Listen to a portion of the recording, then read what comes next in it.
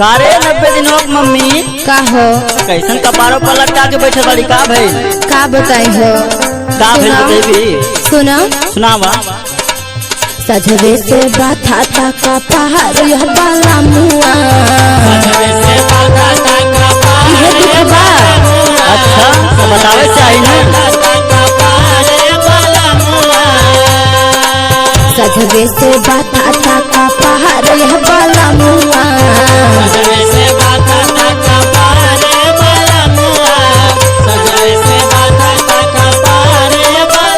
खाए के मन करे आचार यह बाला मुआ आचार यह बाला मुआ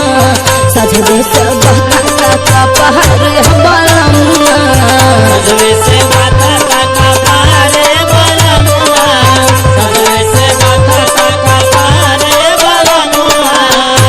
अच्छा ही बताओ का तोर कपार बढ़ता था कि नखरा करके बैठल है देखा ढेर बोला मत हमार कपार कच्ची में बथता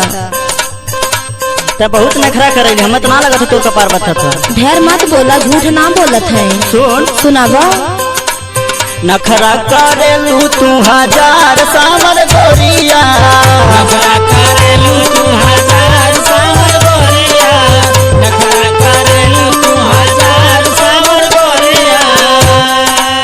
नखरा करेलू तू हजार